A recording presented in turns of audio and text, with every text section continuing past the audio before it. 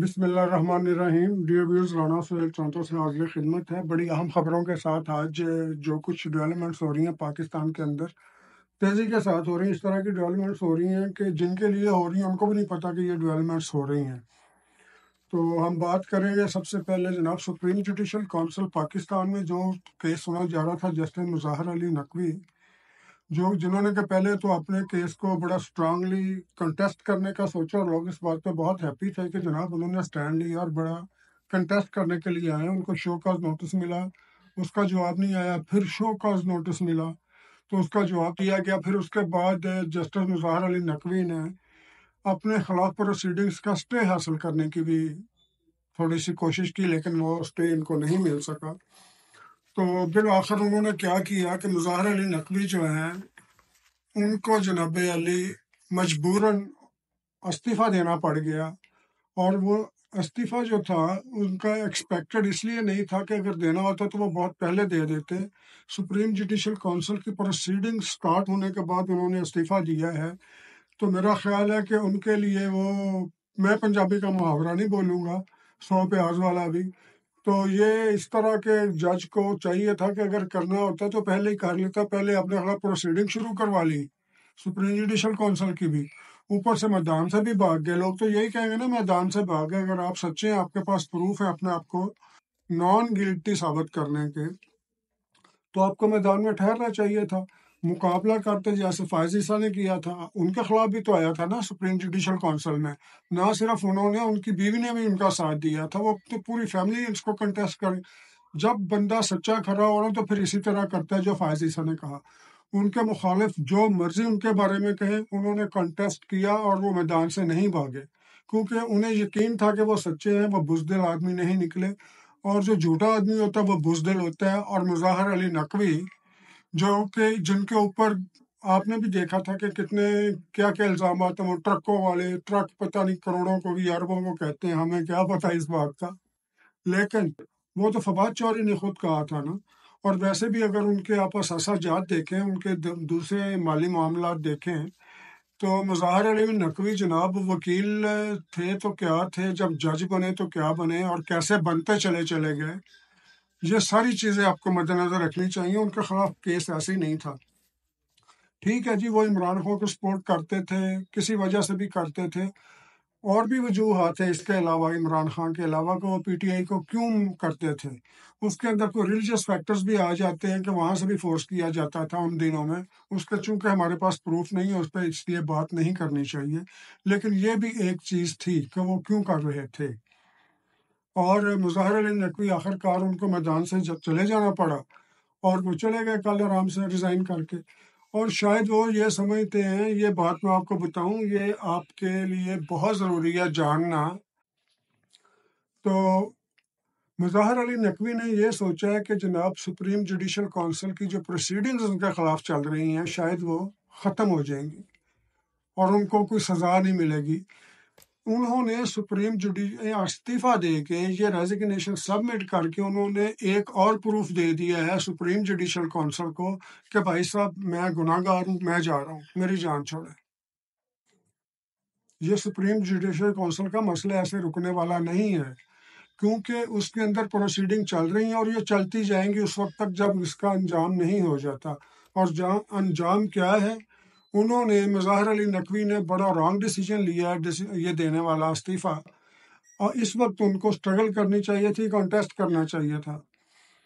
Contest کرنے کے بعد اگر وہ پھر بھی ہو جاتے چلو اور بات تھی، لیکن میدان چھوڑ کے ان کو نہیں جانا چاہیے۔ اس وجہ سے ان کے بہت سے جو چاہنے والے ہیں نا مظاہر علی نقوی کے،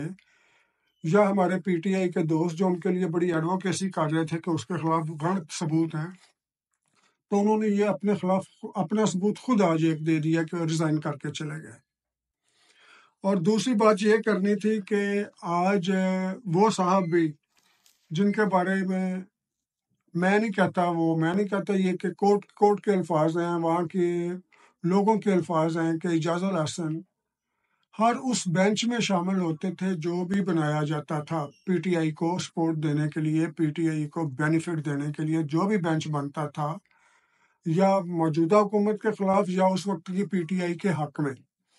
تو یہ ہر اس بینچ میں شامل ہوتے تھے مظہر علی، ویسے تو مظہر علی نقوی بھی شامل ہوتے تھے، لیکن اعجاز الاحسن بالخصوص ہر اس بینچ میں شامل ہوتے تھے۔ اب اٹھا کے پروسیڈنگز دیکھ لیں، اور ان کے خلاف بھی ابھی مظہر علی نقوی کے فوراً بعد جو ریفرنس آ رہا تھا وہ انہی کے خلاف آ رہا تھا، اور سارا کچھ پریپیئر ہو چکا تھا، وہ ساری ڈاکومنٹیشن مکمل ہو چکی ہیں۔ ان کا ایک صاحبزادہ جی وہ بیرون ملک بیرسٹر بن رہا تھا، بن چکا ہے شاید، وہ تو وہاں پڑھ رہا تھا، تو وہ ان کا جو صاحبزادہ ہے اس کی جو فیسیں یہاں سے پاکستان سے پے ہوتی رہی ہیں کسی اور اکاؤنٹ سے ہوتی رہی ہیں، بے نامی اکاؤنٹ سے۔ تو یہ بھی چیزیں سامنے آ رہی تھی۔ اس کے علاوہ اور بھی بہت سی چیزیں ہیں، کیونکہ اعجاز الاحسن کا ایک بھائی ہے، ان کا نام ہے اظہار الاحسن۔ وہ شروع میں اتفاق فاؤنڈری یا اتفاق سٹیلز میں بھی مینیجر رہے ہیں، یا کچھ اس طرح کا ان کا پورٹ فولیو رہا ہے۔ اس کے بعد یہ چلے گئے تھے ایک اور پرائیویٹ کمپنی ہے مدینہ گروپ یا سٹیلز گروپ، مدینہ سٹیلز گروپ اس طرح کا، یا مدینہ کے ساتھ چلے گئے۔ تو مدینہ کے یہ جتنے بھی، کیونکہ کارپوریشنز ہوتی ہیں ان کے کیسز چلتے رہتے ہیں، کوئی بڑے بڑے کیسز ہوتے ہیں، مقدمات بھی بڑے بڑے ہوتے ہیں، ان کے وکلا کی فیسیں بھی سب سے زیادہ ان کی ہوتی ہیں۔ تو اظہار الاحسن، یس صحیح کہہ رہا ہوں، اظہار الاحسن جو ہیں ان کے خلاف یا ان کی فائلیں کھولی گئی ہیں، اور فائلوں میں یہ دیکھا گیا ہے کہ اس کمپنی کے تو مدینہ گروپ آف کمپنیز کی بات کر رہا تھا کہ اس کے جتنے بھی میٹرز ہوتے تھے اعلیٰ عدلیہ سے متعلق، وہ سارے کے سارے صرف انہوں نے دیکھا کہ ایک خاص وکیل ہے جو اظہار الاحسن یا انہوں نے ہائر کیا ہوا ہے یا مدینہ نے کیا ہے، اس کے سارے کیسز، سارے مقدمات اعجاز الاحسن کی کورٹ میں لگتے تھے یا مظہر علی نقوی کی کورٹ میں لگتے تھے۔ ان دونوں کے علاوہ اس کے مقدمات کہیں اور نہیں لگتے تھے۔ تو یہ بھی ڈیٹیکٹ کیا ہوا انہوں نے کہ جناب یہ صرف اپنے بھائی کی فرم کو ہی، یا اپنا بھائی جس میں ملازم ہے اس فرم ہی کو بینیفٹ دیتے رہے ہیں، اور وہ اس کے بدلے میں کیا کیا لیتے رہے ہیں، یہ ایشو ان کا نہیں ہے، یہ ہمارا نہیں ہے۔ لیکن چونکہ کیس ہو ہی نہیں سکا، اس ریزیگنیشن کا سب سے بڑا نقصان جو اعجاز الاحسن کے ریزیگنیشن کا ہوا ہے وہ ہوا ہے جناب مظہر علی نقوی صاحب کو۔ مظہر علی نقوی کو کل تک نہیں پتا تھا کہ اعجاز الاحسن یہ فیصلہ کرنے والے ہیں کہ وہ اپنا استعفیٰ دے کے چلے گئے ہیں۔ مظہر علی نقوی نے اس ذوق میں استعفیٰ دیا تھا کہ 7 مہینے بعد اعجاز الاحسن آ رہے ہیں، اس لیے مجھے کوئی پریشانی نہیں ہے، اگر میرے خلاف کوئی ایکشن بھی ہوتا ہے میں کسی ٹربل میں نہیں رہوں گا، ساری ٹربل سے یہ مجھے آزاد کروا دیں گے 7 مہینے بعد۔ تو 7 مہینے بعد یہ بھی چلے گئے۔ اب تو آئیں گے منصور علی شاہ۔ منصور علی شاہ آ کے پوچھیں گے قانون کیا کہتا ہے، آئین کیا کہتا ہے، وہ مجھے بتائیں، مجھے یہ نہ بتائیں میں یہ سمجھتا ہوں، میں یہ سمجھتا ہوں، میری اتنی پریکٹس ہے۔ کیونکہ یہ جو ججز ہیں نا جی، اپرائٹ ججز، یہ اکارڈنگ ٹو بکس چاہتے ہیں، یہ کہتے ہیں جی گو بائی بکس، مجھے قانون بتائیں، مجھے آئین سمجھائیں، میں اس طرح فیصلہ کر دوں گا۔ تو اعجاز الاحسن کے ریزگنیشن کا بہت بڑا نقصان جو ہے مظہر علی نقوی کو ہوا ہے، اور مظہر علی نقوی کی صورت میں ہماری پی ٹی آئی کو ہوا ہے کہ پی ٹی آئی جو یہ سمجھ رہی تھی کہ یہ ساری تکلیفیں دور ہو جائیں گی اکتوبر نومبر میں جب قاضی فاضل صاحب چلے جائیں گے، تو میرے خیال میں مظہر علی نقوی سے زیادہ جو ایک غلط سٹیپ انہوں نے اٹھایا تھا، دوسرا غلط سٹیپ انہوں نے اٹھا لیا ہے اعجاز الاحسن نے۔ اور گڈ نیوز اعجاز الاحسن کے لیے یہ ہے، یا ان کے ویل ویشرز کے لیے یہ ہے، کہ ان کے خلاف سپریم جوڈیشل کونسل کی پروسیڈنگز نہیں ہوں گی۔ کیوں نہیں ہوں گی؟ میں یہ سمجھتا ہوں ذاتی طور پر، بہت سی لوگوں کی رائے ہے لیگل فرٹینٹی کے اندر بھی، کہ ایک جج ساری عمر مال بناتا رہے، اور جاتے وقت جب پتہ چلے کہ سپریم جوڈیشل کونسل میں میرا کیس آنے والا ہے تو استعفیٰ دے کے چلا جائے، تاکہ اس سے کوئی پوچھ گچھ نہ ہو سکے، کوئی سزا نہ ہو سکے، تو یہ انفیئر ہے۔ ایسے لوگوں کا بھی ٹرائل ہونا چاہیے، یا سپریم جوڈیشل کونسل میں کیس ہونا چاہیے جن کے خلاف ایون آفٹر ریٹائرمنٹ بھی کچھ ثبوت مل جائیں۔ وہ تو چلیں جی عہدے سے ہٹا دینا تو سپریم جوڈیشل کونسل کا باقی بینیفٹ بھی بند کیے جائیں نا، ریٹائرمنٹ کے بعد باقی بینیفٹ تو اس کے بند کیے جا سکتے ہیں نا۔ تو اس لیے ان کے باقی بینیفٹس بند کرنے کے لیے سپریم جوڈیشل کونسل کو چاہیے